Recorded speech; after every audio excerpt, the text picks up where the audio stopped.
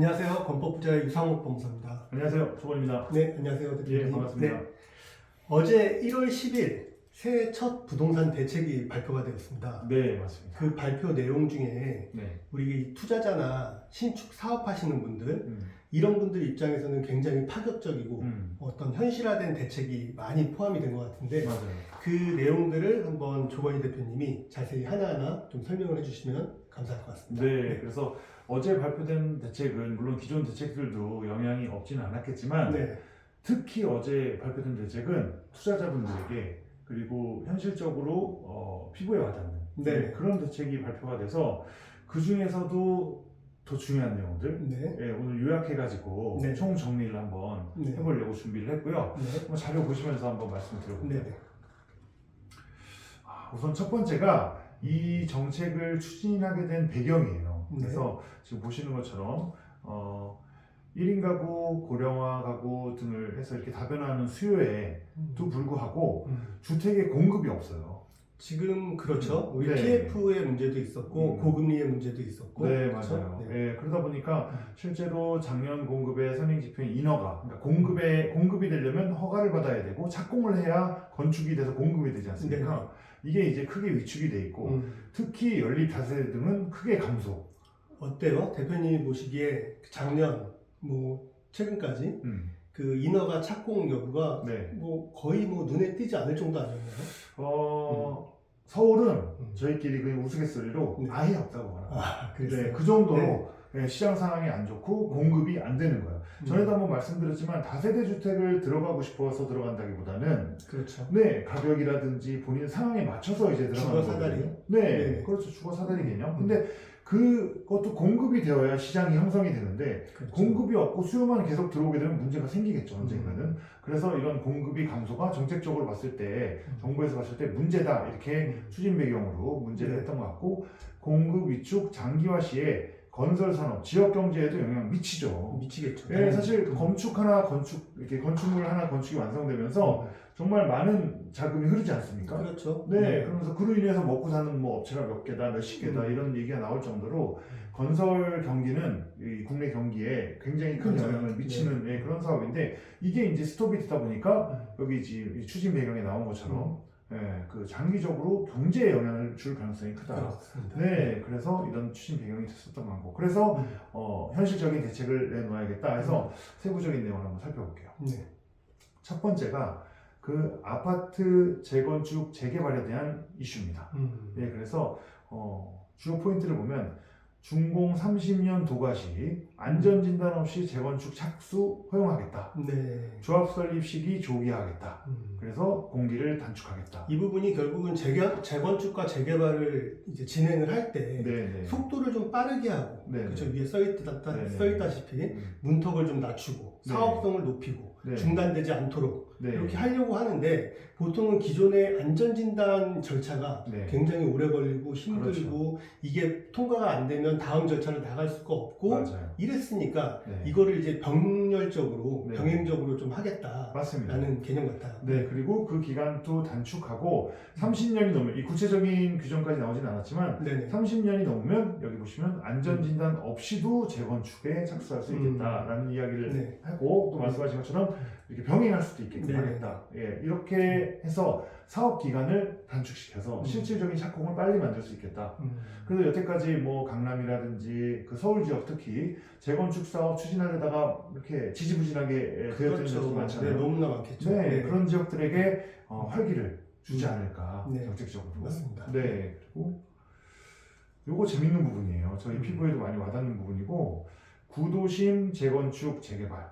그러니까 앞서 2번에서 얘기했던 거는 아파트예요. 네. 주로 재건축이고. 근데 구도심의 재건축 재개발은 빌라가 있다든지 단독주택이 있다든지 이런 구도심을, 네, 비아파트 지역을 얘기하는 거예요. 이거 사실은 저는 굉장히 그 관심이 크게 가는 지역이에요. 이 아파트도 마찬가지지만 이 구도심의 재개발 사업을 추진 요건을 완화해서 그 정비 사업을 빨리 추진하게 되면, 내용부터 한번 볼게요. 네. 지금 보시면 신축 빌라 혼재 부지 특성상 재개발 추진이 불가능했던 사업에 착수할 수 있도록, 그런 지역에 사업에 착수할 수 있도록 정비 사업 추진 요건을 완화해 주겠다. 그래서 노후도 여건도 현행 3분의 2에서 60%로 완화하고 네. 노후도 외의 요건들이 있어요. 접도율, 밀도 이런 것들이 이제 구역 지정을 재개발 구역 지정을 할 수 있는 네네. 기준이 되는데 이런 것들이 걸림돌이 되지 않도록 하겠다 해서 대충 예를 드니까 여기 보면 밑에 예 해놓고 노후도가 높은 지역은 접도율, 밀도 등을 요건을 충족하지 않아도 사업 추진이 가능하게 하겠다. 네. 노후도만 맞으면 해줄게.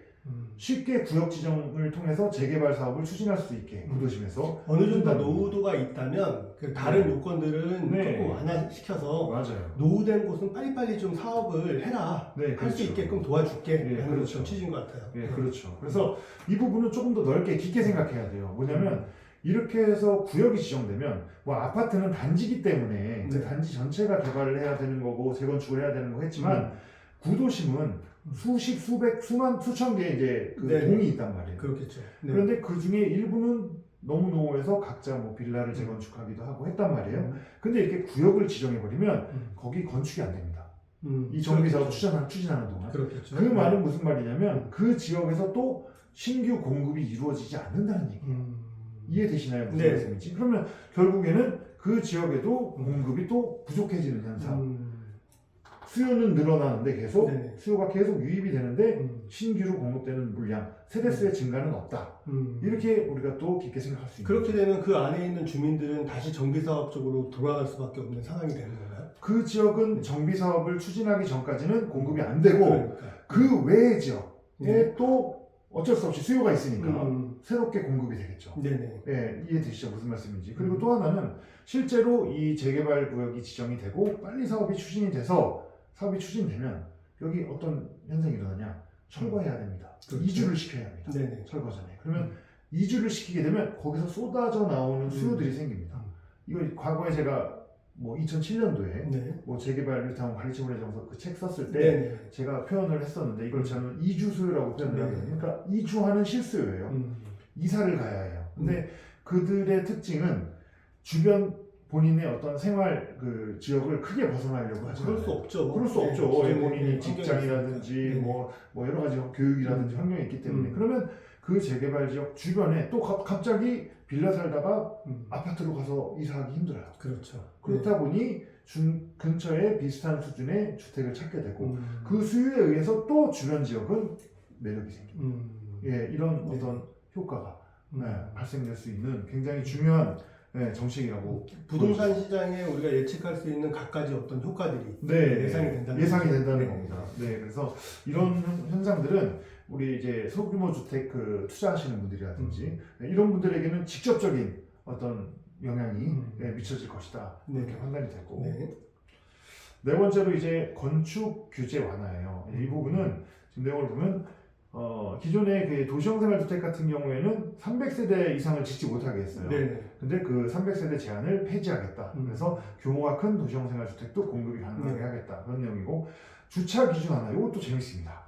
도시형생활주택 내 공유 차량. 지난번에 저희 한번 다뤘었죠. 네네. 그래서 카쉐어링. 네, 맞습니다. 예, 등록된 카쉐어링을 하는 경우에 주차 면수 한 대당 일반 주차 면수 3.5대까지 이렇게 완화를 시켜주겠다. 네, 그래서 주차 대수에 대한 부담을 크게 줄일 수 있게끔 해주겠다. 저 얘기는 결국 주차 면수를 우리가 7대 만들어야 되는데 네, 그거 대신에 카쉐어링 하는 주차 면수를 2개만 만들면 그렇죠. 이거 똑같이 봐주겠다. 네네네, 그렇게 해석을 하시면 될 것 같습니다. 그래서 이런 혜택은 건축을 공급하는 사람 입장에서 그 공급 활성화를 위한 완화된 대책이라고 볼 수 있고 그 다음에 상업지역, 중심상업지역에 도시형생활 주택을 건축하는 경우에 주상복합이 아닌 단일 공동주택을 허용하겠다. 이건 무슨 말이냐면 예를 들어 서울시 같은 경우에는 조례로 상업지역에 건축을 하는 경우에는 업무용 시설, 상업용 시설의 비율을 의무적으로 정해놨어요. 그러니까 단일 공동주택만 지을 수 안 없고 되죠, 안 되죠. 네. 예. 거기에 상가나 근린생활시설이 들어가야 된다. 네, 의무적으로. 그래야 상업시설의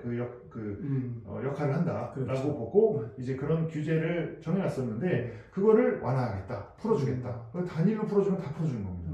그래서 상업지역의 높은 용적률과 제한이 크게 없죠. 상업지역은 그렇죠. 건축의 제한이 네. 그런 거를 활용해서 주택만도 건축이 되겠다. 네, 그러면 주택시장의 공급에는 굉장히 도움이 되죠. 네, 그리고 이것도 굉장히 재밌는 겁니다. 발코니 설치 허용해서 그간에 이제 오피스텔에는 발코니가 설치하면 안 됐습니다. 서비스 면적으로 설치할 수가 없었어요. 그러면 서비스 면적이 아니면 설치는 가능한 거였잖아요. 아 그렇죠. 그건 그렇죠? 설치가 서비스 면적을 인정을 안 해줬던 그렇죠. 그러니까 네. 설치를 아예 안 했죠 보통. 그래서 오피스텔 가면 발코니가 없습니다. 그렇죠. 예, 근데 지금 이제 발코니를 허용하겠다. 예, 그러면 이렇게 되는 겁니다. 소규모 주택의 주차장 대수라든지 용적률의 그 전용 면적으로 규제를 받고 서비스 확장되는 발코니만큼은 용적률 서비스로 건축이 되는 거예요. 그럼 건설하는 사람 입장에서는 사업성이 굉장히 높아집니다. 그렇겠네요. 그래서 사업이 이 건축에 대한 건설 활성화를 위한 어떤 정책이다. 그래서 네 번째가 건축 규제 완화. 네, 재밌는 이 거죠. 내용은 그런 것 같아요. 그러니까 기존의 뭐 아파트야 이제 뭐 다른 정책으로 충분히 보완이 가능하니까. 네네네. 그런데 이제 아파트가 아닌 1인이나 2인의 소형 가구들, 뭐 노령화 아까도 말씀하셨지만 네. 그 다양한 유형의 주택 공급이 필요한데 그렇죠. 그것들을 이제 좀 활성화할 수 있게끔 지원을 해주겠다. 네, 실제로 라는 그렇습니다. 네. 예를 들어 서울시 같은 경우에는 지금 그 다중주택 건축 반지하 네네. 못 짓게 하고 뭐 이런 규제들로 인해서 지금 그 수요에 비해서 공급이 굉장히 좀 부족한 상황이에요. 네, 그래서 그런 거를 좀 많이 개선을 해보겠다 이런 네. 취지로 생각을 해보면 돼요. 이렇게 되면 이제 조건희 대표님은 할 일이 되게 많아지는 일이 되겠네요.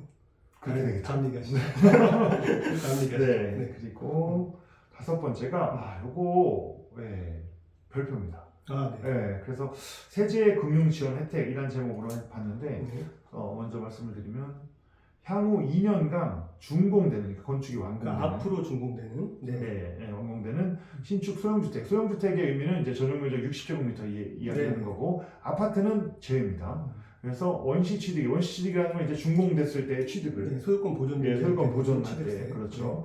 그때를 감면을 50% 하겠다. 네. 이런 내용이고 여기에는 60제곱미터 이하의 다가구 주택, 네. 아파트를 제외한 공동주택을 포함하겠다. 네. 이렇게 이야기가 되고 네, 있습니다. 좋습니다. 취득세 감면이고 네. 그 다음에 융자에 대한 혜택도 주겠다. 음. 네, 이렇게 지금 얘기가 나오고 있고요. 금리를 분양 같은 경우에는 3%의 융자 지원을 하겠다. 네. 굉장히 저리에 이제 그렇죠. 해주는 거죠. 지금 네. 현황 반영했을 때 임대는 2.0%. 음. 네, 그래서 요번 기회에 도시형생활주택 같은 거 건축해서 임대 사업 하시는 분들은 건축해서 이런 제도 활용하시면 저리의 금리를 네. 적용받을 수 있다. 네, 지금 시장에서는 굉장히 큰 매력이죠. 음. 네, 그렇습니다. 그리고 여기 향후 2년간 준공된 소형 주택의 신축 역시 60제곱미터 이하고 네. 수도권은 가격이 6억 이하고 지방은 3억 이하. 네. 아파트는 역시 제외고요. 취득세, 양도세, 종부세 산정 시의 주택수에서 제외하겠다. 이 부분 정말 파격적이죠. 임팩트 있습니다. 그렇죠. 네. 결국엔 주택수에서 빼준다는 얘기예요. 네, 종부세에서도 합산 배제하고 양도소득세에서도 이제 주택수에서 제외하겠다. 네네. 그렇게 되면 내가 이런 그 임대용 소규모 주택 60제곱미터 이하의 주택을 건축을 하고 네. 내가 다른 아파트를 살고 있어. 음. 그럼 그 아파트는 1가구 1주택으로 네네. 인정을 받고. 네, 그렇습니다. 이거는 굉장히 중요하죠. 그렇죠. 그래서 지금 이런 혜택은 지금 토지를 특히 가지고 계신 분들 또는 내가 자금으로 토지를 사서 건물을 지으실 분들에게는 굉장히 큰 매력 있는 혜택. 이런 혜택은 또 오기 쉽지 않을 수도 있습니다. 네, 그럴 것 같아요. 그렇습니다. 그리고 여섯 번째로 여기 등록임대라고 나와 있는 부분인데요. 여기도 별표 2개입니다. 네, 이거는 굉장히 중요해요. 뭐냐면 소형 기축 주택, 기존에 지어진 주택은 향후 2년간 구입할 때 임대 등록하는 경우에는 세제 산정 시 주택수에서 제외. 그렇죠. 이거는 내가 짓는 거 말고 하나를 뭐 분양받는 거야, 쉽게 얘기해서. 또는 기존에 있는 주택을 매입하는 거예요. 네. 매입을 하게 됐을 때 양도소득세, 종부세, 취득세 등에서 제외시켜주겠다. 이거는 임대사업자를 등록을 했을 때. 네, 그렇죠. 네. 이건 등록임대니까요. 네. 엄청난 혜택이 아닐 수 없어요. 사실 네. 뭐 임대사업 등록은 요즘에는 기본적으로 거의 다 하죠. 네, 거의 다 하는 네. 거고 은행에서도 또 대출이라든지 이런 걸 원활하게 하기 위해서는 또 필요하고 네. 여기에 해당되는 주택은 전용면적 60제곱미터 이하고요. 수도권 6억 이하, 지방 3억 이하의 다가구 주택, 공동주택 역시 아파트는 제외고 도시형 생활주택, 오피스텔까지 포함됩니다. 주거 오피스텔까지 네, 포함됩니다. 네. 그래서 지금 사시면 무슨 뭐 홈쇼핑하는 건 아니지만 지금 사시면 주택세에서 빠지고 각종 세제 혜택을 받을 수 있다. 네, 그렇습니다. 그리고 단기 임대 등록 지금 없지 않습니까? 네. 지금은 다 기본 10년을 네, 장기 네. 남아있죠. 장기간 남아있죠. 근데 임대 단기에 대한 임대 등록을 살리겠다. 네. 그래서 임대 의무 기간이 10년이 현 10년이죠. 네. 이 완화된 단기 등록 임대를 도입해서 소형임대 주택 공급을 활성화하겠다. 그래서 임대사업자의 혜택을 단기 임대에도 주겠다. 네. 네, 이렇게 해석을 할 수 있을 것 같습니다. 그 구체적으로 어떤 혜택이 있을지는 아직 이 대책에서는 네. 밝혀진 바 없는 것 같고요. 네. 그거는 이제 나중에 별도의 추후 그렇죠. 대책이 또 나올 것 같다고 맞아요. 예상하는 거고요. 맞아요. 그래서 자료를 보시면 지금 오늘 방송에서는 다 말씀을 못 드리지만 저희 방송 소개 안내 밑에 그 URL이 있습니다. 네. 그래서 그 URL을 보시면 거기 그 전체 파일, 이 정책에 대한 파일이 있어요. 네, 그래서 그거 살펴보시면 거기에 추진 일자가 다 나옵니다. 네. 그래서 뭐 4월달, 뭐 3월달 이런 식으로 이제 나오거든요. 그래서 그 나온 자료를 보시면 도움이 되실 것 같습니다. 네. 자, 오늘 그 복잡하고 많은 내용들이 있었는데 이 부분을 우리 조건희 대표님이 딱 6가지로 축약을 해서 네. 핵심 정리를, 포인트를 총 정리해 주신 것 같아요. 네. 너무너무 좋은 내용이 있었고 이런 내용을 나중에 또 보고 싶으시면 구독과 좋아요를 해놓으시면 본 영상을 찾기가 굉장히 쉬워집니다. 네. 해주시고 다음 시간에 또 뵙도록 하겠습니다. 네. 감사합니다. 네, 고맙습니다.